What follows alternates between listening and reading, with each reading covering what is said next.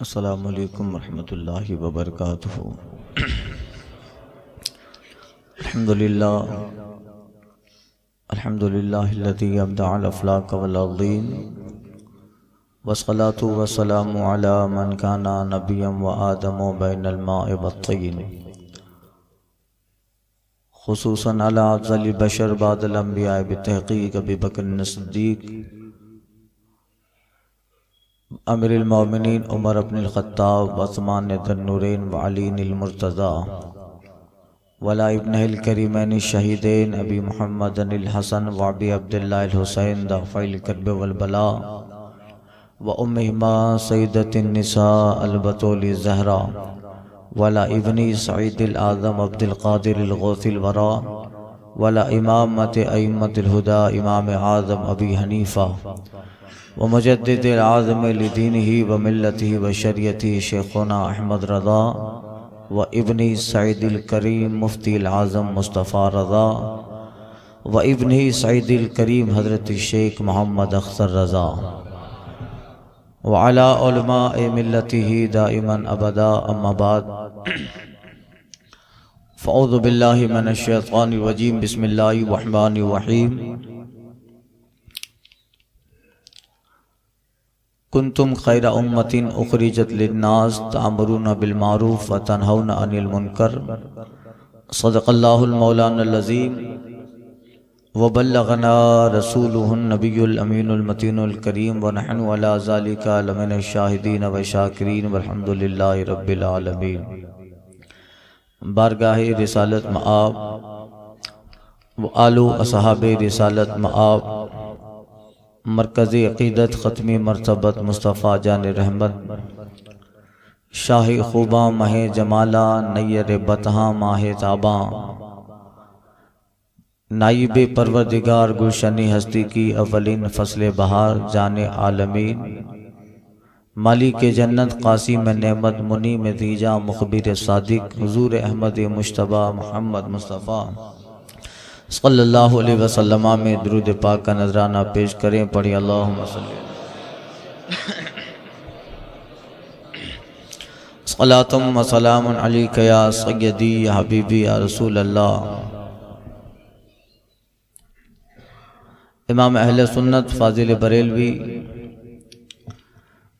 سیدی سرکار اعلیٰ حضرت علیہ رحمت رضوان فرماتے ہیں،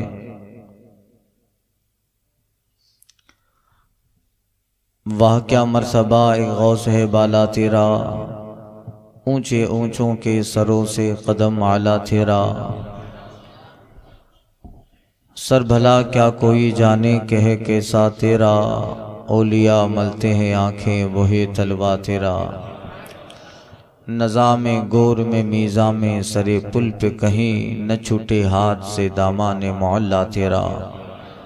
میری قسمت کی قسم کھائیں سگان بغداد، ہند میں بھی ہوں تو دیتا رہوں پہرا تیرا، تو حسنی حسینی کیوں نہ محی الدین ہو، تو حسنی حسینی کیوں نہ محی الدین ہو، اے خضر مجمع بحرین ہے چشمہ تیرا،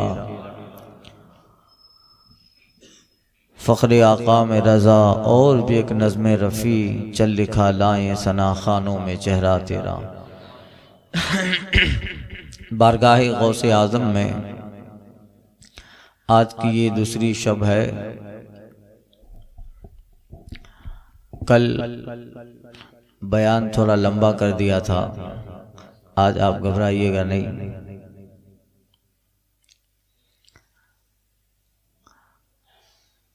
سرکار بغداد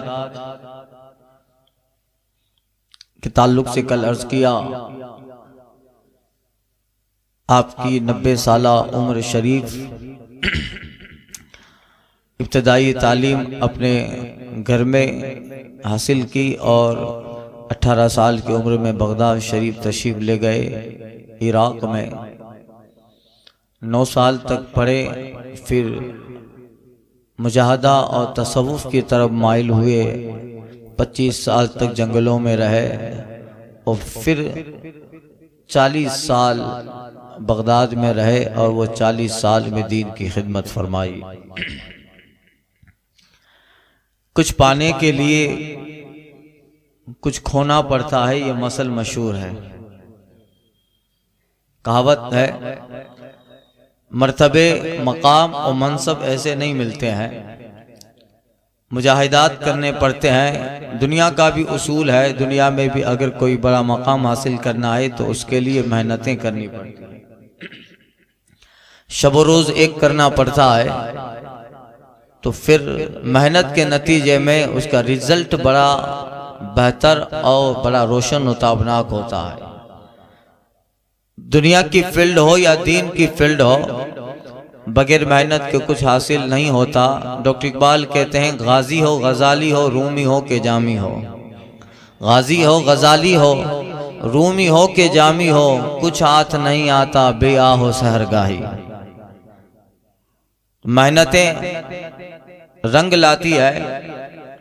اور محنتی آدمی ہی اللہ تعالیٰ کو بڑا پسند ہوتا ہے۔ ان اللہ یحب المومن القوی من المومن الضعیف، حدیث پاک میں آیا ہے، اللہ طاقتور مومن کو پسند فرماتا ہے کمزور مومن کے مقابلے میں۔ اب پڑھائی رہتا ہے، کچھ کام ہی نہیں کرتا ہے، سست ہو جاتا ہے۔ محنتیں رنگ لایا کرتی ہیں، دنیاوی فیلڈ میں بھی اور دینی فیلڈ میں بھی۔ سرکار بغداد کی زندگی کو آپ ذرا اس پلے میں دیکھیے گا۔ 9 سال مدرسہ نظامیہ میں تعلیم حاصل کرنے کے بعد آپ نے جنگلوں کا رخ کیا۔ برج بغداد کر کے ایک علاقہ تھا، برج بغداد میں آپ رہا کرتے تھے، اور کئی سال تک اس برج بغداد میں رہے، یہاں تک کہ آپ کے رہنے کی وجہ سے لوگ اس کو برج اجمی کہنے لگے۔ غوث اعظم اجمی ہیں، عربی نسل، عربی نہیں تھے، اجمی تھے، آپ کے وجہ سے اس کو برج اجمی کہا گیا۔ ایک اجمی یہاں پہ رہتا ہے، سالوں سال وہاں پہ زندگی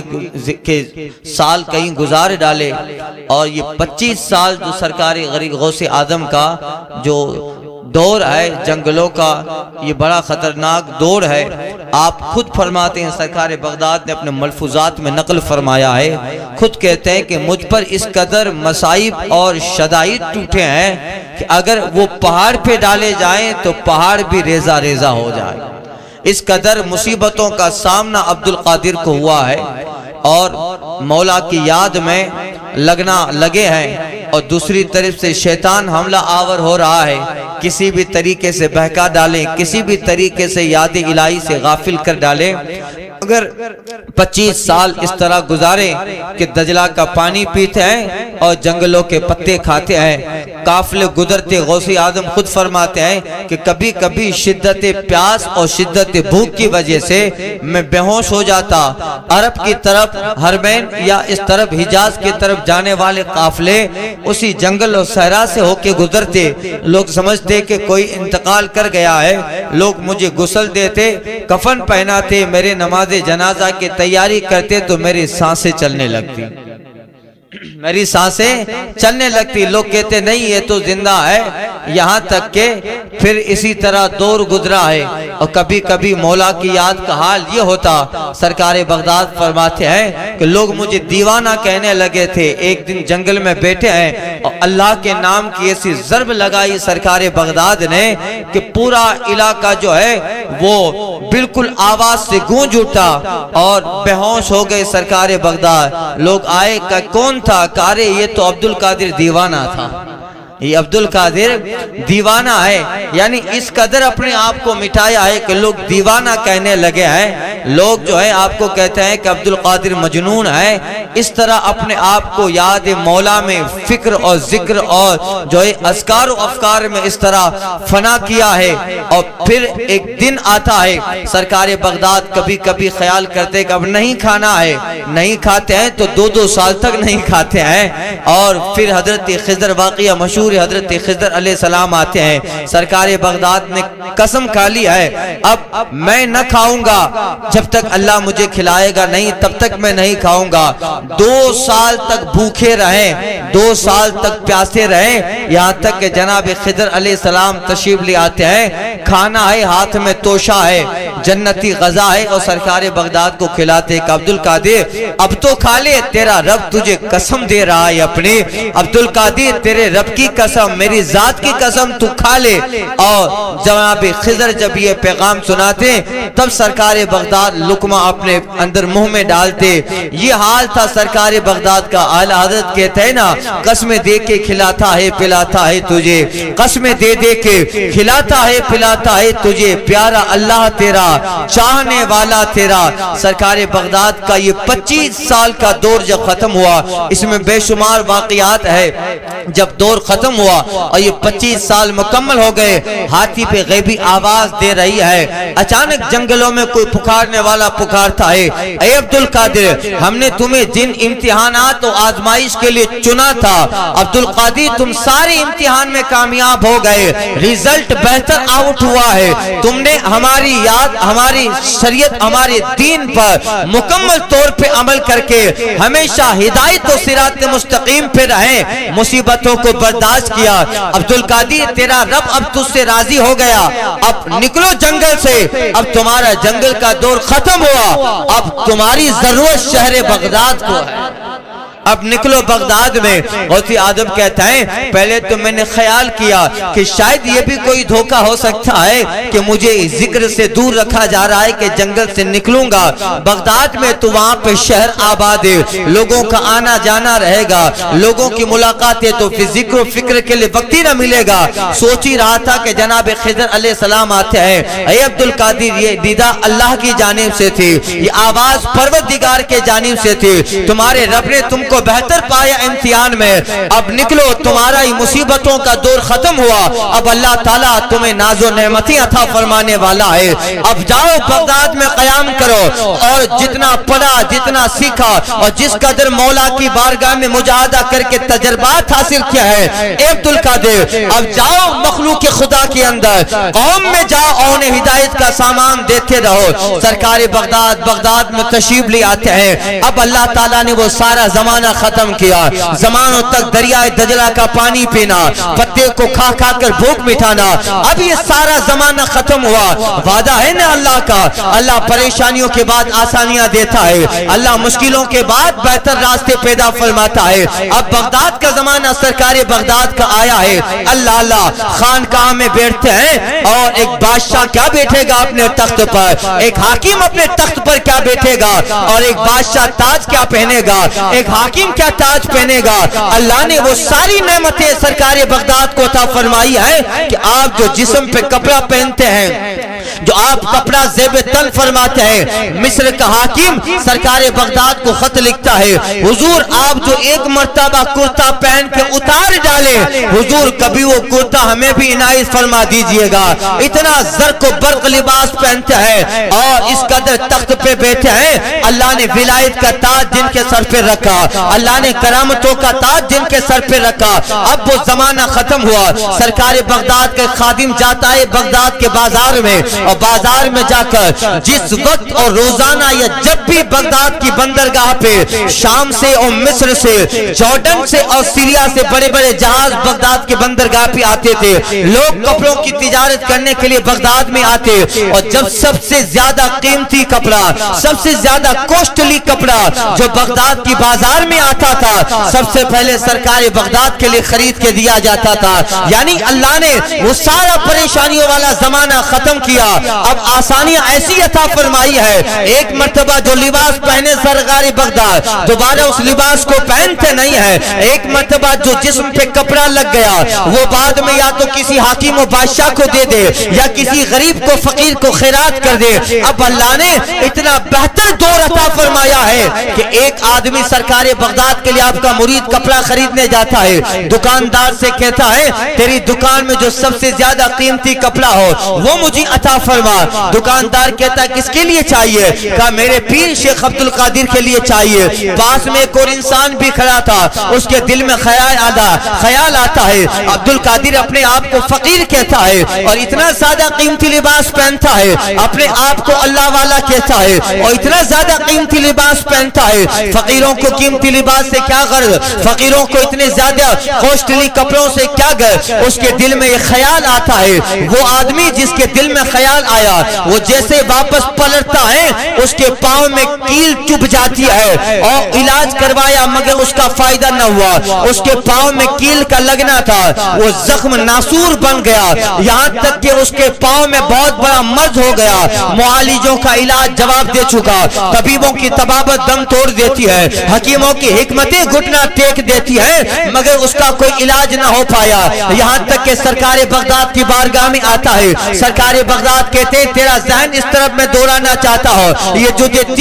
کیل لگی ہے اس کی وجہ معلوم ہے، جب کپڑے کی دکان پہ میرا مرید کپڑا خریدنے آیا تھا اور تیرے دل میں خیال آیا تھا عبد القادر اس قدر افلاح کا ولی اپنے آپ کو فقیر کہتا ہے اور اتنا قیمتی کپڑا پہنتا ہے، بس اس خیال کی وجہ سے تیرے پاؤں میں کیل لگ گئی ہے۔ عبد القادر اپنے رب کے ذات کی قسم کھا کے کہتا ہے عبد القادر اب اس وقت کپڑا نہیں پہنتا جب تک اللہ حکم نہیں فرماتا ہے، عبد القادر وہی کپڑا زیب تن فرماتا ہے جو اس کا رب اسے دیتا ہے، یا جناب خضر عطا فرماتے ہیں۔ عبد القادر کو فقیری پسند ہے، عبد القادر کو گمنامی پسند ہے، میں تو چاہتا ہوں کہ جنگلوں میں چلا جاؤ، آبادی سے دور رہو، لوگوں کے تکلیف اور لوگوں کے جو ازدحام سے دور رہو، مگر کیا کرو میرا رب مجھے مخلوق میں رکھنا پسند کرتا ہے، اور میرا رب جب مجھے پہناتا ہے تبھی پہنتا ہوں، جب کھلاتا ہے تبھی عبد القادر لقمہ اپنے منہ میں ڈالتا ہے۔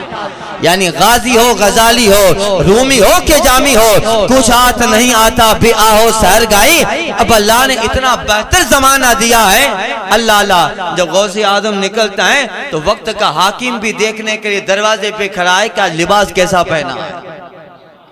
آج لباس کیسا پہنا ہے۔ اللہ تعالیٰ پریشانیوں کے بعد کس طرح آسانیاں عطا فرماتا ہے۔ اللہ دیکھیے سرکار غوث اعظم کی 40 سال زندگی بغداد کی ہے، اور ان 40 سالوں میں آپ نے جو خدمت کی ہے، اللہ بڑے بڑے یہود و نصارہ کو آپ نے کلمہ پڑھایا، آپ کی واز کی محفلی باتیں تو آپ نے بارہا سنی ہے، آپ تقریر فرماتے، اس تقریر میں 70,000 لوگوں کا مجمع ہوا کرتا تھا۔ 70,000 سمجھے کبھی اس کو ڈپلی آپ مائنڈ میں لائیے گا، 70,000 ہاؤ مینی کراؤڈ، کتنا مجمع ہو گیا۔ آپ یہاں پہ بیٹھے ہو 200 لوگ 250 لوگ یہاں پہ بیٹھے ہو تو پھر یہ مسجد پوری بھر گئی ہے، آپ اندازہ لگائے 70,000 کا مجمع کہاں پہنچے گا، 70,000 کا فگر کہاں پہ پہنچے گا۔ یہ انسانوں کی آبادی ہوتی تھی جو سرکار بغداد کی تقریر و باز میں آیا کرتے تھے، جناتوں کی جماعت الگ آیا کرتی ہے، رجال الغیب الگ آیا کرتے ہیں، فرشتے الگ آیا کرتے ہیں، بلکہ بہجت الاسرار وغیرہ کتابوں کی روایت جو آپ کی سیرت و بایوگرافی پہ لکھی ہے علماء نے، ان میں لکھا ہے آپ کی مجلس میں حضرت عیسیٰ کے آنے کی روایت ملتی ہے، حضرت دانیال کے آنے کی روایت ہے، حضرت یحییٰ و زکریا کے آنے کی روایت ہے، انبیاء کرام آتے تھے اور سرکار بغداد کو نوازا کرتے تھے، آپ پہ جو ہے دستے کرم رکھا کرتے تھے، بلکہ آپ جب واز فرماتے تقریر کے لیے ممبر پہ جب سرکار بغداد یا اسٹیج پہ سرکار بغداد خطاب فرماتے تو دائنی طرف مصطفیٰ جان رحمت بھی جلوہ بار ہوا کرتے تھے۔ اعلیٰ حضرت نے لکھا ہے نبی کیا ولی کیا خود حضور آئیں، نبی کیا ولی کیا خود حضور آئیں، وہ تیری محفل واز ہے یا غور، رضا کا خاتمہ بالخیر ہوگا اگر تیری رحمت شامل ہے یا غور۔ یہ سرکار بغداد کا اللہ نے اس قدر انعام و اکرام عطا فرمایا، 70,000 انسانوں کا مجمع، جنات و فرشتوں کا مجمع الگ ہوتا تھا، اور آج کی طرح آدھنکتا کا زمانہ، آج کی طرح مائکرو فون کا زمانہ نہیں ہے، مگر اللہ نے زبان میں وہ کرامت عطا فرمائی ہے، اللہ نے آواز میں وہ گونج عطا فرمائی ہے۔ 70,000 کے آخر میں بیٹھنے والا آدمی جو بالکل 70,000 کے مجمع کے کنارے پر بیٹھا ہے، آپ خطاب فرماتے جس قدر بڑی گونج سے پہلے بیٹھا ہوا انسان غوث اعظم کی تقریر سنتا ہے، 70,000 کے آخر میں بیٹھنے والا اسی طرح غوث اعظم کی آواز سنا کرتا تھا۔ اللہ نے آواز پھیلا دی، ارے 70,000 کا مجمع کیا چیز ہے، جب بغداد کی جامع مسجد میں اعلان فرماتا ہے قدمی ہادی علی رقبت کل ولی اللہ، میرا قدم دنیا کے سارے ولیوں کی گردن پر ہے، اعلان بغداد کی جامع مسجد سے ہو رہا ہے، اعلان عراق کی سلطنت بغداد سے ہوتا ہے، مگر اللہ نے آواز کو پھیلا دیا، خراسان کا ولی آواز کو سن رہا ہے، شام کا ولی آواز کو سن رہا ہے، فلسطین کا ولی آواز کو سن رہا ہے، بلکہ حجاز مکہ و مدینہ کی زمین پر جتنے اولیاء اولیاء کرام محض عبادت سے وہ بھی غوث اعظم کی آواز بغداد سے سن رہے ہیں. اللہ نے وہ کمال عطا فرمایا تھا. غوث اعظم آواز لگاتے ہیں, جناب خضر آواز ساری دنیا میں پہنچا دیتے ہیں. یہ ہے سرکار بغداد کا مقام و منصب. اللہ نے اولیاء کرام, میں نے کل عرض کیا تھا ساری چیزیں کیسے ملتی ہے. ایک تو سرکار بغداد کی محنتیں ہیں, اللہ کا کرم عطائیں ہیں, اور اس کے بعد ماں باپ کی پرورش ہے. ماں باپ کی پرورش ہے. ہمارا بیٹا 10 سال کا ہو جاتا ہے, نیٹا نکالنا نہیں آتا ہے. ارے بیٹا تو جائے, بڑے لوگوں کو بھی نہیں آتا ہے, سیدھے ہاتھ سے نیٹا نکالتے رہتے ہیں. ایسے بروبر کتنے لوگ ہیں بڑے ہو جاتے ہیں. ماں باپ کی پرورش کا, ماں باپ کا بہت اچھا رول ہوتا ہے بچوں کی پرورش کے اندر. دیکھیے علماء فرماتے ہیں, حکماء کہتے ہیں کہ بچے گوندے ہوئے آٹے کی طرح ہیں, جس شکل میں ڈالو گے ڈھل جائیں گے. جس شکل میں ڈالو گے ڈھل جائیں گے. تو اچھی شکل میں, اچھی کردار میں ڈھالنا چاہیے. سرکار بغداد کے والد گرامی حضرت ابو صالح موسیٰ جنگی دوست. جنگی دوست آپ کا لقب ہے, یعنی جنگ سے محبت کرنے والے, لور آف دا وار, جنگ سے محبت کرنے والے. اب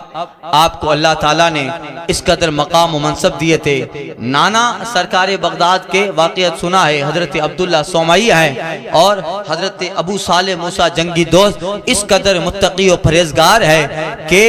پھر ایک مرتبہ دجلہ کے کنارے پہ بیٹھے ہیں. کئی دن کے ریاض اور مجاہدہ اور کئی دن کے روزے ہیں, اور کئی دن روزہ اور کئی دنوں کی محنتوں کے بعد آج دجلہ کے کنارے پر بیٹھے ہیں. ایک سیب ترتا ہوا آتا ہے, اور کہا, دل نے خیال کیا, حضرت ابو صالح موسیٰ جنگی دوست نے اس سیب کو اٹھا لیا, 2 ٹکڑے کیے, کھایا. پھر دل میں خیال آتا ہے, تم نے سیب تو کھا لیا, مگر اس کے مالک سے اجازت لی ہے کہ نہیں لی ہے, پتہ نہیں یہ کس کا سیب ہوگا. اب شریعت اس معاملے میں زیادہ پکڑ نہ کرے, مگر جن کے رتبے ہیں سوا, ان سے سوا مشکل ہے. اب سرکار بغداد کے والد کے دل میں خیال آتا ہے, پتہ نہیں سیب کہاں سے آیا ہے, اس کا مالک کون ہے, مجھے تو بھوک کی شدت تھی تو کھا لیا میں نے. اب یہ فکر پریشان کر دیتی ہے, یہ خیال ان کو پریشان کر دیتا ہے. اب جہاں سے نہر جاری ہے, کنارے کنارے چلتے چلتے ایک باغ میں چلے گئے. کہاں, اس باغ کے جو ہے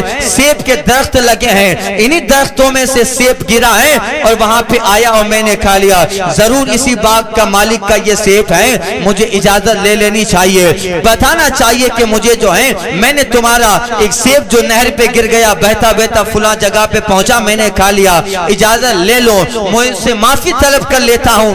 اللہ اللہ, یہ کوئی اتنی بڑی بات نہیں ہے, مگر جو اپنے آپ کو, جسے اللہ کا ڈر ہوا کرتا ہے, جس کے سامنے قیامت کا منظر ہوا کرتا ہے, جو ہمیشہ قبر کی تاریکیوں کو سامنے رکھا کرتا ہے, جس کے دماغ میں ہمیشہ خیال ہوتا ہے میزان عمل لگایا جائے گا, اور میرے زندگی کا سارا چٹھا میزان عمل میں رکھا جانا ہے. گھر میں کیا کرتا تھا, باہر کیا کرتا تھا, تنہائی میں کیا کرتا تھا, خلوت و جلوت میں کیا کرتا تھا, جس کے سامنے میزان عمل ہوتا ہے, جس کے سامنے پل صراط ہوا کرتا ہے, وہ رات کی تنہائیوں میں بھی گناہ کے ڈر سے رونگٹا کھڑا ہو جاتا ہے اس کا. جو بڑے لوگ ہوا کرتے ہیں, ان کی بڑی باتیں اور ان کے احکام, ان کی باتیں اور ان کی زندگی کے ایسے واقعات بڑے ہوا کرتے ہیں. ہم لوگوں کی یہ بس کی بات نہیں ہے, ہم تو کنٹل کا کنٹل کھا جاتے ہیں, کبھی آنکھ سے آنسو ہی نہیں نکلتا ہے. بغیر اجازت کی کسی کی چیز لے لی, بغیر کسی مالک کی اجازت سے اس کا جو ہے چیز لے لی, اس کا کسی کا پیسہ کھا گئے, کسی مزدور کے ساتھ چیٹنگ کر لیا,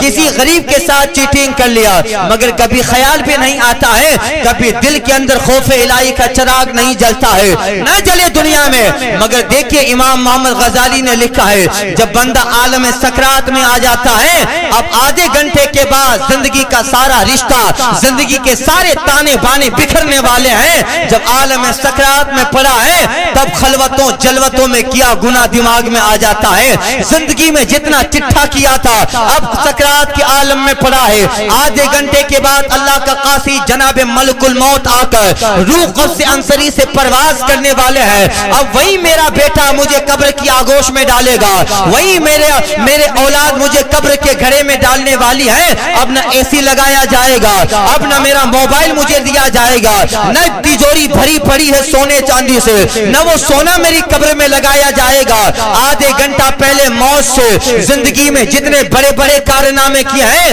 وہ دماغ کو جھنجھوڑ دیتے ہیں، رونگٹا کھڑا ہو جاتا ہے، اب بندہ بے کس و مجبور ہو جاتا ہے، مولا اب کیا کیا جائے، اب کرنا کیا ہے، اب وقت نکل گیا ہے۔ جس وقت میں عمل کا بیج بونا تھا اس وقت میں تو نے بربادی اور ایسے ہی لاؤبالیت میں وقت گزار دیا ہے۔ اب جس عمل کی کھیتی کو کرنا چاہیے تھا، اب کاشتکاری کا وقت چلا گیا، اب فارمنگ کا وقت چلا گیا ہے، اب افسوس کے سوا کچھ ہاتھ نہیں آنے والا ہے۔ اگر وقت پہ چند باتیں بھی کر لیتا شاید قبر کے اندر روشنی کا ذریعہ بن جائے، شاید قبر میں اجالا بن جائے۔ وقت پہ کافی ہے ایک قطرہ آب خوش ہنگام کا، وقت پہ کافی ہے ایک قطرہ آب خوش ہنگام کا، جل گیا کھیت پھر برسا می تو کس کام کا۔ اس لیے ساری چیزیں دماغ میں آ جاتی ہے، بندہ مجبور ہو جاتا ہے۔ یہ عام لوگوں کی بات ہے، مگر جو زندگی میں اپنے آپ کو اللہ کی شریعت کے اوپر ڈالتا ہے، اللہ کے واجبات و فرائض ادا کرتا ہے، ہمیشہ حلال کی طرف جاتا رہا، ہمیشہ اپنے آپ کو حرام سے دور رکھا ہے، کبھی کسی کا 1 روپیہ بھی لے لیا ہے، 200 کلومیٹر سفر کر کے 1 روپیہ لوٹانے جاتا ہے، ہمیشہ تقوی کے ساتھ رہا، ہمیشہ پرہیزگاری کے ساتھ رہا، ہمیشہ خدا کے قانون کے ساتھ رہا۔ وہ عالم سکرات میں پڑا ہے مگر ملک الموت کو کہتا ہے جلدی آ، روح قبض کر لے، آج مجھے دنیا سے بہتر مکان میں جانا ہے، آج دنیا سے بہتر کوٹھی میں جانا ہے، آج اسی قبر کی منزل میں آمینہ کا لال آنے والا ہے۔ جب اس غریب کی قبر میں مصطفیٰ جان رحمت آئیں گے، قبر ساری نور کا بقعہ بن جائے گی۔ عام لوگوں کی بات نہیں، جو بڑے لوگ ہوا کرتے ہیں ان کا حال یہ ہوا کرتا ہے، ورنہ اللہ کی پناہ آج تو دنیا میں اس قدر لوگ دنیا دار ہو گئے ہیں۔ ایک جگہ کچھ سالوں پہلے مجھے بلایا تھا کہ باپو میرے والد کی طبیعت خراب ہے، آئیے یاسین شریف پڑھ دیجئے۔ یاسین شریف پڑھ رہا تھا، وہ سکرات میں پڑھا ہے اور اپنے بیٹے کو ATM کا کوڈ بتا رہا ہے۔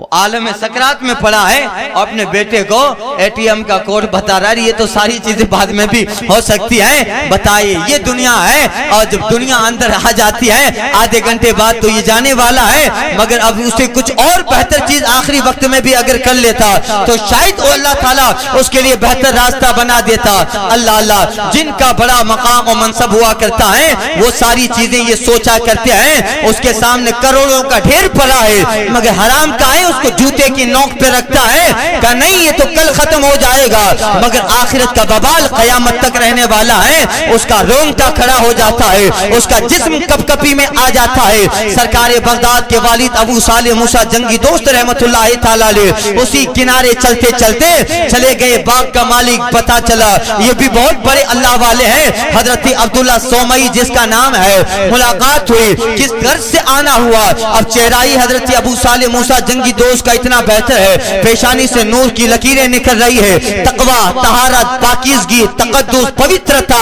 یہ ساری چیزیں پیشانی سے جھلک رہی ہے۔ حضرت عبداللہ سومئی رحمت اللہ تعالیٰ علیہ خود بھی اللہ والے ہیں اور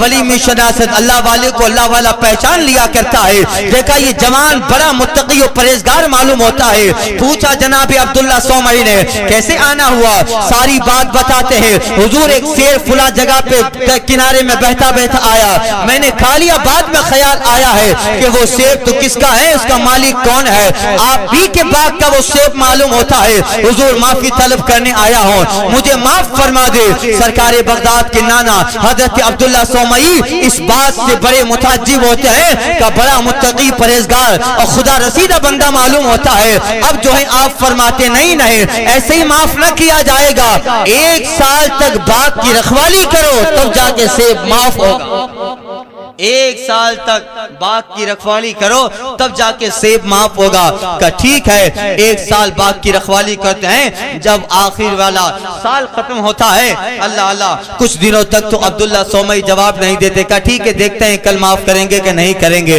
پرسوں معاف کریں گے نہیں کریں گے۔ اس طرح کئی دن گزر گئے، حضرت ابو صالح موسیٰ جنگی دوست دل میں تو خوش ہوتے ہیں، چلو 1 سال محنت تو کر لی، باغ کی خدمت کر لی، اب اس باغ کی خدمت پہ اجرت نہیں ملتی ہے، اس بات کی خدمت پہ معاوضہ نہیں مل رہا ہے، یہ صرف سیب معاف کروانے کے لیے باپ کی 1 سال خدمت ہے۔ اگر ہم اور آپ ہوتے اور کسی کی لاری سے 1 سیب کھا لیتے اور کبھی کوئی بیچارہ معافی مانگنے کے لیے جاتا اور لاری والا کہتا نہیں 10 دن خدمت کرنی پڑے گی، ہم اور آپ کا جواب ہوگا نہیں کرنا ہے تو مت کر ماں، میں چلا اپنے راستے پر۔ مگر جن کے مرتبے بڑے ہوتے ہیں ان کا مزاج بھی الگ ہوا کرتا ہے۔ 1 سال خدمت کرتا ہے، حضرت عبداللہ سومئی تشریف لے آتے ہیں، کہا نہیں ابھی تمہارے سیب کو معاف کرنے کا ارادہ ہمارا نہیں ہے، 1 سال اور خدمت کرنی پڑے گی۔ روایتوں میں آیا ہے 2-3 سال تک باغ کی رکھوالی کرتے ہیں، جب 3 سال مکمل ہو جاتا ہے پھر حضرت ابو صالح موسیٰ جنگی دوست کہتے ہیں حضور اب تو معاف کر دیجئے۔ حضرت عبداللہ سومئی فرماتے ہیں اب آخری شرط رہ گئی ہے، وہ شرط قبول کر لو، میں تمہارا سیب معاف کر دوں گا جو کھا لیا ہے۔ کیا بات ہے؟ کہا وہ شرط آپ بتائیں۔ حضرت عبداللہ سومئی بتاتے ہیں میری ایک بیٹی ہے جو آنکھوں سے دیکھ نہیں سکتی، پاؤں سے چل نہیں سکتی، ہاتھوں سے پکڑ نہیں سکتی، بالکل معذور میری بیٹی ہے، اس سے نکاح کرو، اس کے بعد ہی تمہارا سیب میں معاف کروں گا۔ اللہ اللہ، اتنے بڑے وجی حضرت ابو صالح موسیٰ جنگی دوست، اتنے بہادر اور بہت خوبصورت، مگر اب ارادہ کر لیا کہ چلو سیب تو معاف ہو ہی جائے گا، اندھی ہے تو کیا ہوا، اور ان کی بیٹی شہزادی اگر پاؤں سے جو ہے لنگڑی، ہاتھوں سے لونجی ہے تو کیا ہوا، نکاح ہو گیا۔ اور پہلی شب میں جب حضرت ابو صالح موسیٰ جنگی دوست اپنے جو ہے خلوت خانہ میں تشریف لے جاتے ہیں تو دیکھا ایک شہزادی جلوہ بار ہے، آنکھوں میں روشنی بھی ہے، پاؤں میں حرکت بھی ہے، ہاتھوں میں حرکت ہے، یعنی جیسا عبداللہ سومئی نے بتایا تھا حضرت ابو صالح موسیٰ جنگی دوست نے اس کے علاوہ پایا جو بسترے پہ شہزادی عورت خاتون بیٹھی ہے، فوراً الٹے قدم واپس آئے، دروازے پہ حضرت عبداللہ سومئی کھڑے ہی تھے، معلوم تھا کہ یہ واپس پلٹے گا، کہ حضور آپ نے جو نشانیاں بتائی تھی میری اہلیہ میری بیوی کی وہ ساری نشانیاں اس میں نہیں ہیں۔ حضرت عبداللہ سومئی فرماتے ہیں شہزادی وہ تیری ہی بیوی ہے، میرے کہنے کا مطلب یہ تھا وہ آنکھوں سے اندھی ہے، یعنی کبھی بھی میری شہزادی نے اس آنکھ سے کبھی اللہ کے حد کو نہیں توڑا ہے، کبھی غیر محرم پہ نظر نہ دوڑا ہے، وہ پاؤں سے لنگڑی ہے، یعنی مطلب کبھی اس کا پاؤں غلط کام کی طرف نہیں گیا، وہ جو ہے ہاتھوں سے لونجی ہے، یعنی اس کا ہاتھ کبھی اللہ اور اس کے رسول کے قانون کے خلاف نہیں گیا ہے، وہ کانوں سے بہری ہے، اس کا مطلب اس نے کبھی بھی قرآن و مصطفیٰ کی باتوں کے سوا کوئی اور بات نہیں سنی ہے، بیٹا وہ تیری ہی بیوی ہے۔ اللہ اللہ، اب بیوی ایسی اور ان کا شور حضرت ابو صالح موسیٰ جنگی دوست، بتائیے یہاں بھی تقویٰ کی نہر ہے، وہاں بھی تقویٰ کی نہر ہے، یہاں بھی پرہیزگاری کا انبار لگا ہے، وہاں بھی خوف خدا کا انبار لگا ہے۔ جب یہ دونوں جسم ملیں گے تو شہزادہ عبد القادر دنیا کو ملے گا، شہزادہ غوث اعظم دنیا کو ملے گا۔ باپ کے کمالات، ماں کا تقویٰ رنگ لاتا ہے کہ جو بیٹا پیدا ہوتا ہے عبداللہ سومئی کا نواسا وہ دنیا میں قیامت تک ولیوں کا سردار بنتا ہے۔ یہ ساری چیزیں ہوتی ہے۔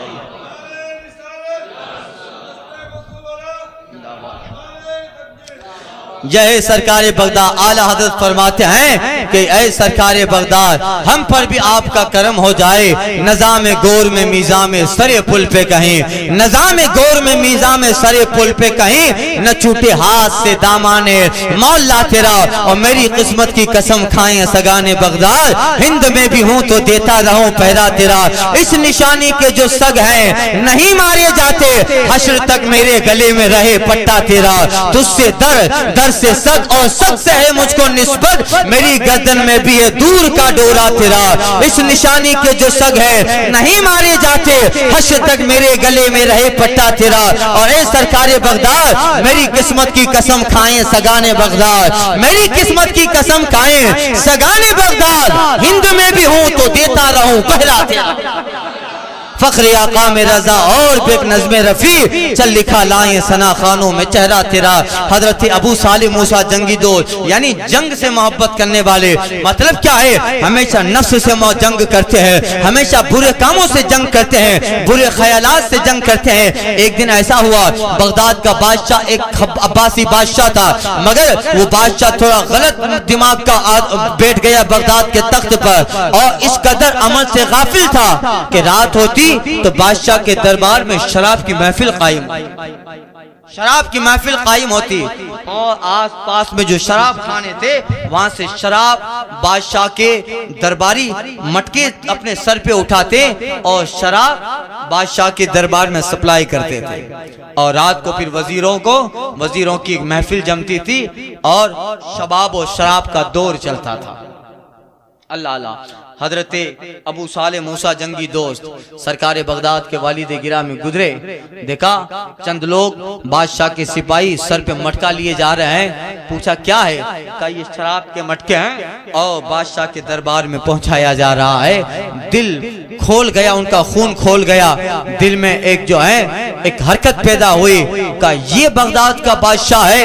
فوراً حضرت ابو صالح موسیٰ جنگی دوست نہ بادشاہ کا خیال، نہ اس کے روب و دبدبا کا خیال، نہ اس کی سلطنت اس کے محل سرا کا خیال تھا، ایک بہت بڑا پتھر اٹھایا اور جتنے مٹکے لے کے وزیر جا رہے تھے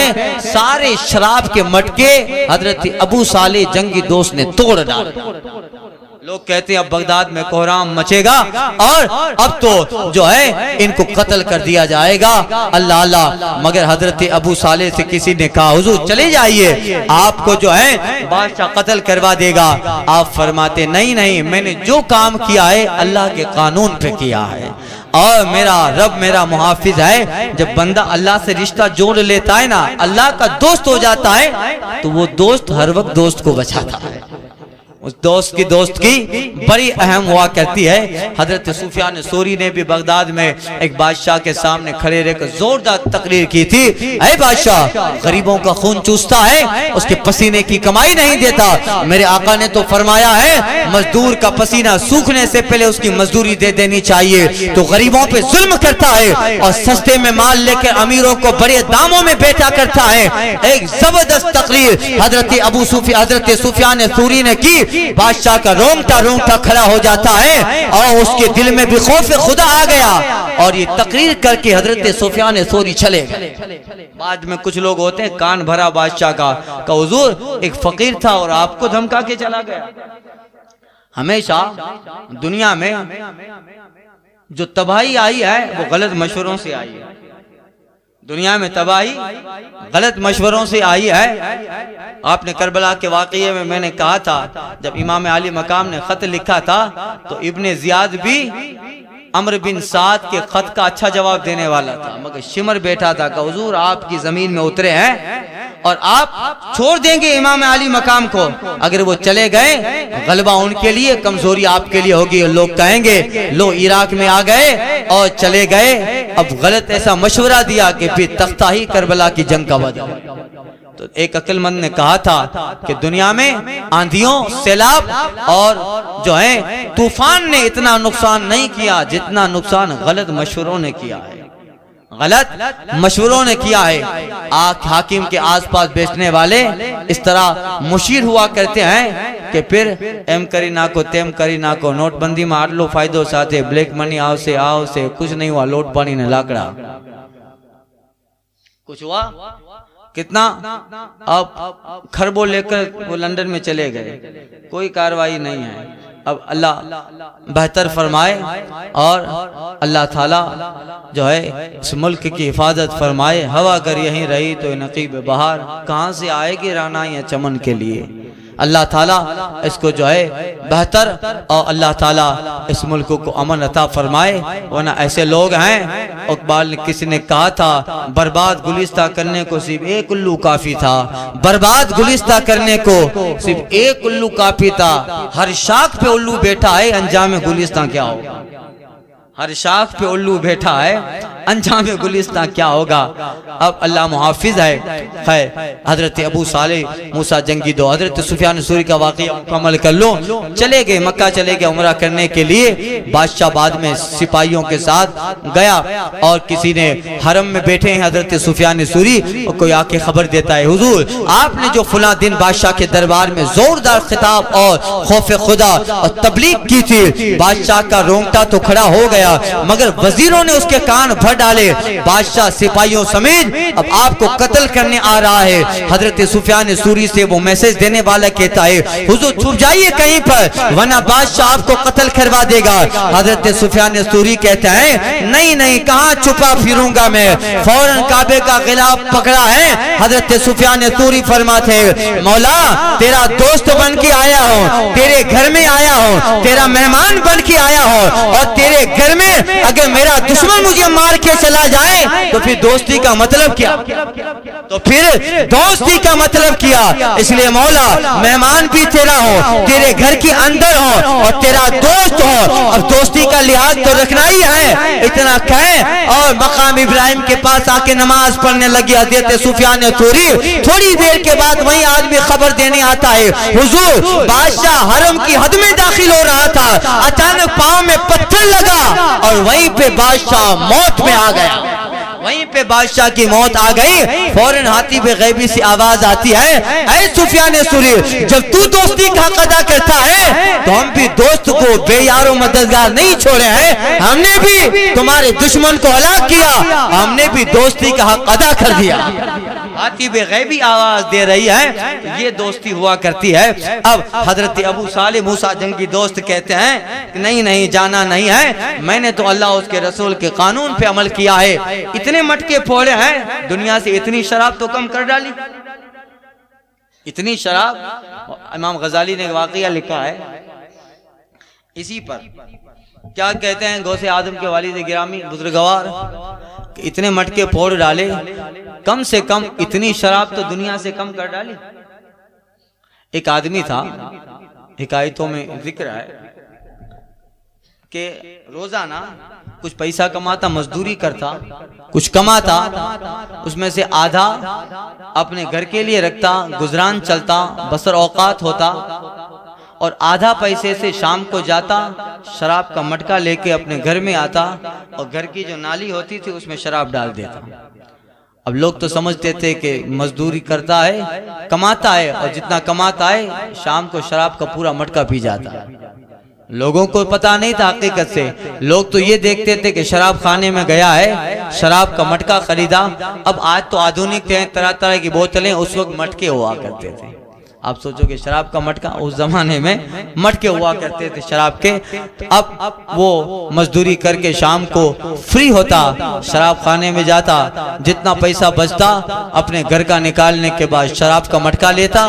گھر پہ آتا اور اپنی بیوی کے سامنے گھر کی جو نالی تھی اس نالی میں شراب ڈال دیتا. مگر لوگ کیا دیکھ رہے ہیں, شراب کے خانے میں گیا ہے اور شراب کا مٹکا لے کے جا رہا ہے, تو ظاہر بات ہے کہ گھر پہ جا کے شراب پیے گا. اس کی بیوی کہتی تھی پورا علاقہ کہتا ہے کہ کتنا بڑا شرابی ہو گیا ہے, جتنا کماتا ہے رات کو شراب خریدتا ہے, اور اس تیری حقیقت سے لوگوں کو تو معلوم نہیں ہے, مرے گا تو لوگ نماز جنازہ نہیں پڑھیں گے, سارے شہر میں شرابی مشہور ہو گیا ہے. اور اس کا شور کہتا تھا بیگم تو فکر مت کر, انشاءاللہ جب مروں گا تو بغداد کے بڑے بڑے ولی اور بغداد کا حاکم میری نماز جنازہ میں آئے گا. اتنے یقین سے کہتا تھا. یعنی دل ہوتا ہے نا, بندہ جب اپنے آپ کا تعلق مولا سے لگا لیتا ہے اور جو وہ کہتا ہے اللہ ویسا ہی کر دیتا. یقین ہونا چاہیے, یقین بڑی چیز ہے. خیر اسی طرح بیوی کہتی, مگر وہ کہتا کہ تو فکر مت کر, جب میں مروں گا تو وقت کے علماء صوفیہ اور حاکم بغداد میری نماز جنازہ میں آئے گا.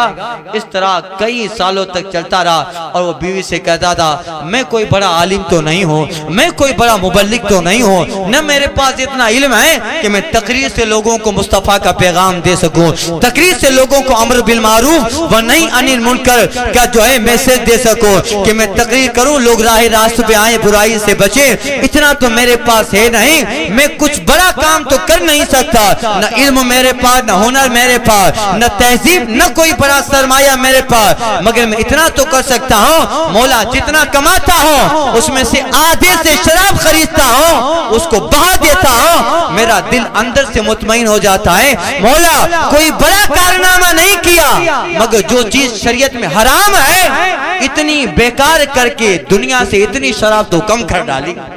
دنیا سے اتنی شراب تو کم کر ڈالی. اگر میرے بس میں ہوتا تو ساری شرابیں کم کر دیتا, مگر مولا تو نیتوں کو جاننے والا,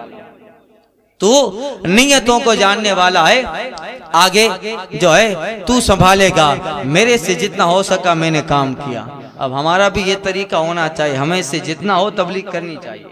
مولانا لوگ بتائیں گے، ہماری ذمہ داری نہیں، ہر آدمی کی ذمہ داری ہے کہ مومن وہ ہے جو اچھائی کا حکم دیتا ہے، برائی سے روکتا ہے، برائی سے روکتا ہے۔ ہم باہر نکلیں گے، آپ کے سامنے بہت سارے لوگ کھڑے ہو کے چائے پی رہے ہوں گے، ابھی آپ کے اس مجمع میں بھی کافی لوگ کھڑے ہو کے چائے پیتے ہوں گے، اللہ کرے نہ پیتے ہوں، اگر کبھی یہاں سے گزرو تو پھر لوگ چائے پیتے کھڑے ہو کر اور پانی کھڑے ہو کر پی رہے ہیں۔ تو اب اس وقت کوئی اچھا آدمی جا کے کہے کہ نماز پڑھتا ہے، پابند شرع ہے، چلو بیٹھ کے چائے پیتے ہیں، چاہے ہمارا کردار لوگ کچھ بھی کہیں مگر ہمیں حضور کی شریعت پہ عمل کرنا ہے، چلو بیٹھ کے پی لو۔ اتنی تبلیغ اور پی جب رواج ہو جائے گا تو قیامت تک جو عمل کرے گا سب کو اللہ ثواب دیتا رہے گا، جو پہلے ہے ان سب کو ثواب ملتا رہے گا، مگر اس کے لیے جذبہ ہونا، اس کے لیے اب یہاں تقریر جوشیلی سن لی، سبحان اللہ ماشاءاللہ نعرہ تکبیر، پھر یہاں سے گئے تو پھر لولم لول، جتنا خون گرم ہوا تھا پھر بالکل پھر ٹھنڈا ہو گیا، پھر اپنی پہلی روش پہ آ گیا۔ اسی لیے کہا جگہ جگہ کہ تمہیں تھک چکے ہیں ہنگامے، جو بیچارے جگانے والے تھے وہ خود سو گئے، قبر میں چلے گئے، کیسے کیسے بڑے بڑے خطیب آئے، زمانہ تو بڑے غور سے سن رہا تھا، ہم ہی سو گئے داستان کہتے کہتے۔ اب جگانے والے بیچارے جو ہے سو گئے مگر ہم نہیں جگے، ہم نہیں جگے۔ کل میں نے کہا نا، ڈاکٹر اقبال کہتے ہیں جگہ جگہ کہ تمہیں تھک چکے ہیں ہنگامے، جگہ جگہ کہ تمہیں سو چکے ہیں ہنگامے، نشاط و لذت خواب گراں بدل ڈالو، غلط روی سے منازل کا بودھ بڑھتا ہے، مسافروں رویش کارواں بدل ڈالو، سفینہ اپنا اب بھی کنارے پہ لگ سکتا ہے، ہوا کے رخ پہ چلو بادباں بدل ڈالو، ہوا کے رخ پہ چلو بادباں بدل ڈالو، کچھ پریورتن آنا چاہیے، اور دعا کریں اللہ تعالیٰ انقلاب ضرور پیدا کریں۔ اگر سب کوشش کریں گے، اب سب لوگ کہتے ہیں کہ پانتی کرو تھی نا، ایک بادشاہ نے کہا کہ ہمارے ملک میں غریبی بہت ہے اور بیچاروں کو صبح ناشتہ بھی نہیں ملتا ہے، تو جو امیر لوگ ہیں اس کی ایک فہرست بنائی کہ ایک بہت اچھا تالاب ہے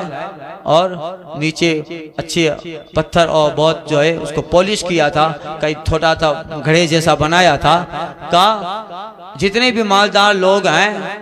آدھی سے زیادہ آبادی مالدار ہے، کہ رات کو ایک گلاس دودھ کا اس تالاب میں ڈال دینا تاکہ صبح یہ تالاب بھر جائے دودھ سے، غریبوں کا فائدہ ہو جائے۔ بادشاہ نے اب ایک دودھ کا گلاس ہے، کوئی بڑا قیمتی یا کوئی کوسٹلی نہیں ہے، مگر بادشاہ نے اعلان کیا، ہر آدمی سوچ رہا تھا ابے 5 اکڑو گلاس نہیں ہو چین کرو تھی نو، ہر آدمی یہ سوچ رہا تھا۔ صبح جب بادشاہ آیا تو سارا تالاب خالی تھا، سارا تالاب خالی تھا، ہر آدمی نے یہ سوچا میرے ایک گلاس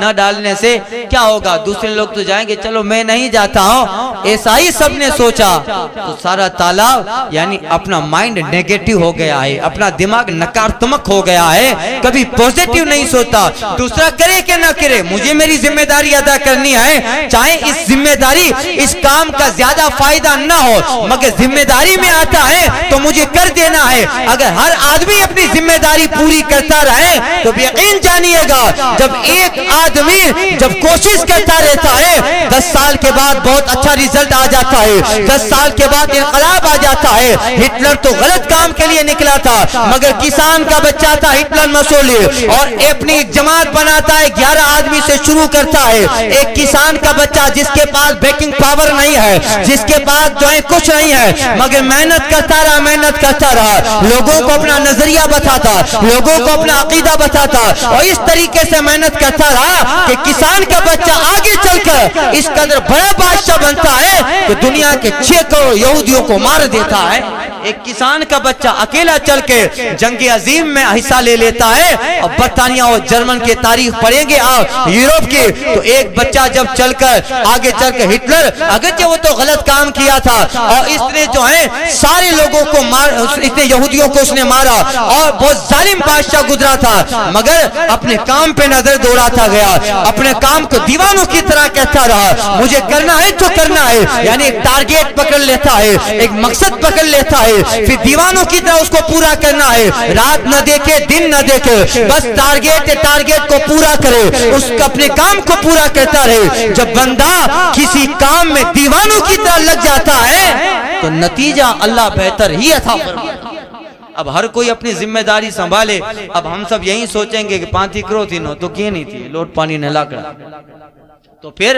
کچھ آنے والا پریورتن نہیں آئے گا۔ ہمیں اپنے آپ میں ہر آدمی اپنی ذمہ داری پوری کرے، اپنے گھر میں اچھا ماحول بنایا جائے، اپنے بچوں کو کچھ نہ کچھ نصیحتیں دی جائیں، کچھ نہ کچھ اچھی باتیں اور اچھا کام ہے اس کا ریوارڈ ڈالتے جائیں، دوستوں کو بتایا جائے، دوستوں کو جو ہے یعنی جو میسج ہمارا ہونا چاہیے وہ میسج آج غیروں نے لے لیا ہے۔ ایک قوم آتی ہے جس کو برہم کماری کہتے ہیں، آبو وغیرہ میں وہ بہت ساری جو ہیں یہ لوگ آباد ہیں اور یہ ان کا ایک الگ طرح سے ان کا نظریہ ہوتا ہے، وہ اچھائی کا پرچار کرتے ہیں، وہ کہتے ہیں کہ ہم سورگ کو قریب لا رہے ہیں، اچھائی کا پرچار کر رہے ہیں۔ وہ کیا کہتے ہیں، جب کوئی آدمی ان سے راضی ہوتا ہے تو وہ لوگ کہتے ہیں، اور بدھسٹوں میں بھی یہ طریقہ بھی رائج ہو رہا ہے، وہ لوگ کہہ رہے ہیں تم مجھ سے راضی ہو تو ہم میں تم سے راضی ہو، تو ایک کام بتاتا ہے کہ یہ اچھی بات ہے، یہ اچھی بات 10 لوگوں کو بتا دینا، گویا میں نے سمجھ لیا کہ تم نے میرا شکریہ ادا کر لیا۔ ایک اچھی بات کسی آدمی کو دے دیتے ہیں کہ میرا شکریہ اگر ادا کرنا ہے تو یہ بات 10 لوگوں کو بتا دے، اور پھر وہ 10 لوگ کسی اور کو بتائیں۔ اس طرح اپنے مذہب کا پرچار کرتے ہیں، اپنے میتھڈ کا پرچار کرتے ہیں، اپنے عقیدے کا پرچار کر رہے ہیں، اپنے نظریات کا پرچار کر رہے ہیں۔ یہ ساری تھیوری تو اسلام میں ہے، یہ سارا بایو ڈیٹا تو اسلام میں ہے۔ تم اگر کوئی غلط کام کرتا ہوا دیکھو، اللہ فرماتا ہے مومن وہ ہوتا ہے جو ہمیشہ غلط کام سے روکا کرتا ہے، اچھے کاموں کی لوگوں کو تاکید کرتا رہتا ہے۔ ہمارا کام غیر لے رہا ہے، ہمارا نظریہ اور لوگ لے رہے ہیں، جو قانون مصطفیٰ نے دیا تھا، جو قانون قرآن نے دیا تھا، اور اسی قانون سے ہمیں بہتر کہا گیا ہے۔ اللہ فرماتا ہے کنتم خیر امۃ اخرجت للناس، اے امت محمد تم بہت اچھی امت ہو، لوگوں میں ظاہر ہو گئے۔ کیوں اچھی امت ہو؟ اللہ فرماتا ہے تامرون بالمعروف وتنہون عن المنکر، اچھائی کا حکم دیتے ہو، برائی سے روکتے ہو، اس لیے اللہ تمہیں پسند فرماتا ہے۔ یہی ہمیں بہتری کا حکم دینا، مگر یہ ساری چیزیں اس وقت آتی جب شوق آتا ہے، دل میں جذبہ آتا ہے۔ اللہ تعالیٰ توفیق عطا فرمائے، اللہ تعالیٰ جو ہے ایسے راستے ہمارے لیے ہموار کرتا جائے، پیدا فرماتا جائے۔ خیر وہ واقعہ میں حکایت پوری کر لیتا ہوں۔ اب وہ شراب کا مٹکا ایک دن لے کے آ ہی رہا تھا، اچانک اسے پاؤں میں پتھر لگا اور وہ آدمی انتقال کر گیا، جس کے تعلق سے سارے شہر میں مشہور تھا کہ بڑا شرابی ہے، سارا دن مزدوری کرتا ہے اور جتنا ملتا ہے شام کو شراب کے مٹکے شراب خریدتا ہے اور گھر میں جا کر پوری شراب پی لیتا ہے۔ اب حقیقت تو اس کی بیوی کو معلوم تھی، انتقال کر گیا، اس کی بیوی آئی، لوگوں نے دیکھا ہاں شراب کا مٹکا لے کے جا رہا تھا اور مر گیا۔ اب لوگ جا رہے ہیں پاؤں سے ٹھوکر مارتے جا رہے ہیں، اچھا ہوا ہماری آبادی سے شرابی ختم ہو گیا، لوگ ٹھوکر مارتے جا رہے ہیں، لوگ جو ہے اس کو برا بھلا کہتے جا رہے ہیں کہ ایسی موت آنی چاہیے تھی اس کو، شراب زندگی پر پیتا رہا اور شراب کا مٹکا لے کے جا رہا تھا اور مر گیا۔ لوگ برا ترا کہہ کے نکلتے جا رہے ہیں، ٹھوکرے دیتے جا رہے ہیں۔ تھوڑی دیر میں اس کی بیوی آئی اور اس کی بیوی اس کے سرہانے بیٹھ کر رونے لگے، آواز سے کہنے لگی لوگ کچھ بھی کہیں مگر میں گواہی دیتی ہوں تو اللہ کا ولی ہے، مگر میں گواہی دیتی ہوں تو اللہ کا ولی ہے۔ اب وہ عورت اتنا کہہ رہی تھی، اتنے میں بغداد کے بادشاہ کی سواری گزرتی،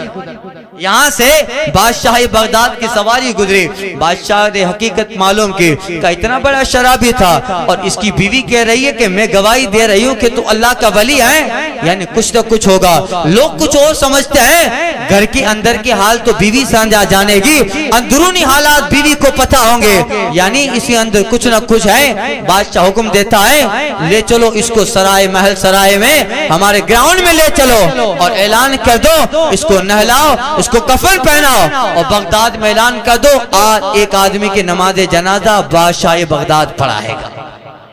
آج اس آدمی کی نماز جنازہ بادشاہ بغداد پڑھائے گا۔ اللہ اللہ، اس کے جسم کو لے گئے، بادشاہ کے وزیروں نے نہلایا دھلایا کفن پہنایا۔ بغداد میں اعلان ہوتا ہے آج ہمارا بادشاہ ایک شرابی کی نماز جنازہ پڑھنے والا ہے۔ یہ خبر سنتے ہی اعلان ہوتا ہے، بادشاہ نے اپنے نمائندوں کو بھیج دیا، بڑے اداروں مدرسوں میں جاؤ، علماء کو کہو کہ بادشاہ نے تم کو طلب کیا ہے، ایک آدمی کی نماز جنازہ میں سارے علماء شریک ہوں گے، وقت کے مفتی وقت کے محدثین جمع ہوں گے۔ بادشاہ دربار بادشاہ کے محل کے باہر جنازہ رکھا گیا، بادشاہ وقت بھی ہے، سارا بغداد جمع ہو گیا، بڑے بڑے صوفیاء آ گئے، بڑے بڑے اولیاء آ گئے، وقت کے علماء آ گئے، وقت کے مفتیان دین محدثین کرام آ گئے، اور اس کی بیوی سامنے دیکھ رہی تھی۔ اللہ اللہ، یہاں تک کہ بادشاہ نے نماز جنازہ پڑھائی، بڑے بڑے اولیاء نے نماز جنازہ، بڑے بڑے محدثین نے نماز جنازہ پڑھی، اب بیوی اپنے آنکھوں کے آنسوں کو پہنچتے کہتی ہے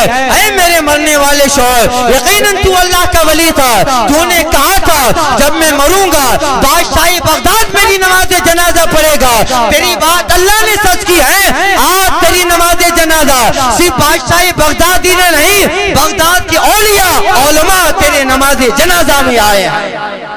اللہ اللہ، یعنی کیا مطلب؟ دلوں کا راز اللہ جانتا ہے۔ بادشاہ کو بعد میں عورت نے بتایا یہ شرابی نہیں تھا میرا شوہر، بہت بڑا جو ہے لوگ کہتے تھے بہت بڑا شرابی نہیں، اس نے زندگی میں کبھی شراب کو منہ سے بھی نہیں لگایا تھا، سارا دن مزدوری کرتا، جو کماتا آدھا گھر میں دیتا، آدھے سے شراب خرید کر گٹر میں ڈال دیتا، اور کہتا تھا مولا کوئی بڑا کام تو نہیں کر سکتا مگر اتنی شراب دنیا میں کم کر ڈالی، اتنا تو میں نے دین کا کام کیا، اتنی تو برائی میں نے دنیا سے ختم کر ڈالی ہے۔ بادشاہ کہتا ہے مجھے پہلے یقین تھا کہ تو صحیح بول رہی ہے، اور عورت کہتی حضور میرا شوہر بھی مجھے کہہ کے گیا تھا، جب میں اسے تانا دیتی تھی کہ لوگ شرابی کہہ رہے ہیں، مگر میرا شوہر بڑی یقین سے کہتا تھا بیگم فکر مت کر، جس دم میں مروں گا میری نماز جنازہ بغداد کا بادشاہ پڑھانے آئے۔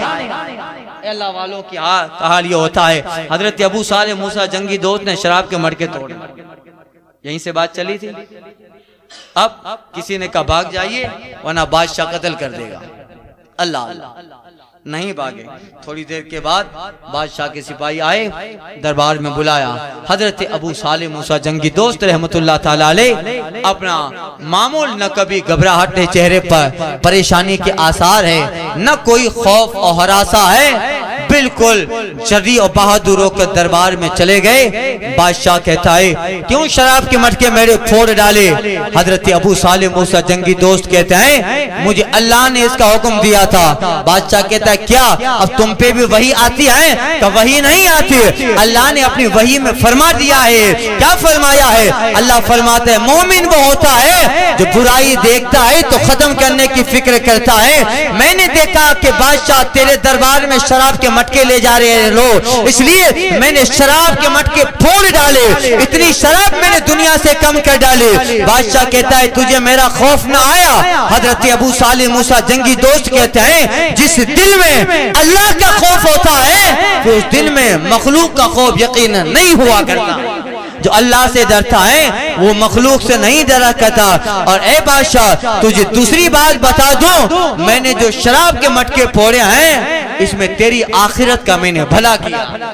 تیری آخرت وہ کیسے؟ کہ آج کے دن شراب تمہارے محل میں نہیں آئی، یعنی آج کے دن نہ تو شراب پیے گا نہ تیرے درباری شراب پیئیں گے، یعنی آج شراب پینے کی وجہ سے جتنا گناہ لکھنے والا تھا وہ گناہ نہیں لکھا جائے گا، اتنا گناہ نامہ اعمال میں نے کم کروا دیا۔ اللہ اللہ، اتنا کہنا تھا بادشاہ جو ہے رونگٹے کھڑے ہو گئے، بادشاہ تھرتھرانے لگا اور حضرت ابو صالح موسیٰ جنگی دوست کہتے ہیں بادشاہ اللہ سے ڈر، اللہ تعالیٰ تجھ سے ڈبل حساب لینے والا ہے، عام لوگوں سے ایک حساب ہوگا، بادشاہ تجھ سے ڈبل حساب ہوگا، ایک تو تیری ذات کا اور دوسرا پورے بغداد کا حساب ہونے والا ہے، لہذا پورے جو ہے ملک کا حساب ہونے والا، پورے جو ہے علاقے کا حساب ہونے والا ہے۔ اب جو ہے اس طریقے سے سرکار بغداد رضی اللہ تعالیٰ کے والد گرامی تبلیغ فرماتے ہیں، بادشاہ کا رونگٹا کھڑا ہو گیا، بادشاہ درباری سے کہتا ہے اس کو جلدی باہر بھیج دو، اس نے شراب کے مٹکے توڑے ہیں، اگر زیادہ دیر رہے گا تو میری سلطنت توڑ ڈالے گا، میری حکومت توڑ ڈالے گا۔ یہ ہوتا ہے اللہ والا۔ ڈاکٹر اقبال کہتے ہیں چشم باطل پہ آیا جوہر ایمان کر دے، چشم باطل پہ آیا جوہر ایمان کر دے، دیکھ کے ذروں کو جلا مہر درخشاں کر دے، ہے محبت میں وہ تاثیر بنے سنگ بھی موم، حسن اخلاق سے کافر کو مسلمان کر دے،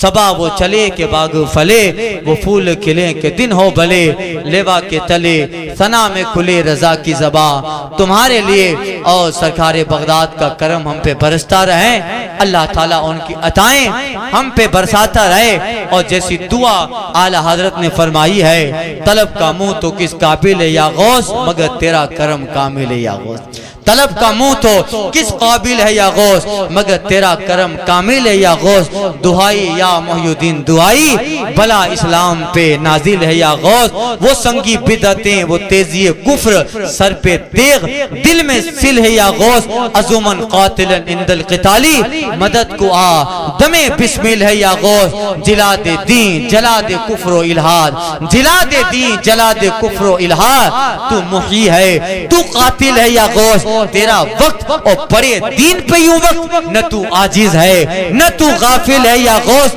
خدا را نا خدا آدے سہارا، ہوا بگری بھمر حائل ہے یا غوث، غیورا اپنی غیرت کا تصدق وہیں کر جو تیرے قابل ہے یا غوث، جو تو چاہے تو یہ شامت اعمال ابھی زائل ہے یا غوث، کیے گبر و ترسا ابدال و اختار، یہ مہد اسلام کا ساحل ہے یا غوث، یہ مہد اسلام کا سائل ہے یا غوث، خدا را مرہمیں خاک قدم دے، جگر زخمی دل گاہل ہے یا غوث، تو قوت دے میں تنہا کام بسیار، بدن کمزور دل کاہل ہے یا غوث، عدو بدین مذہب والے حاصل، عدو بدین مذہب والے حاصل، تو ہی تنہا کا زور دل ہے یا غوث، حسد سے ان کے سینے پاک کر دے، یہ بدتر دق سے بھی سل ہے یا غوث، یہ بدتر دق سے بھی سل ہے یا غوث، مجھے دیا انہیں محروم چھوڑا، میرا کیا جرم حق فاصل ہے یا غوث، خدا سے لے لڑائی وہ ہے موتی، نبی قاسم تو موصل ہے یا غوث،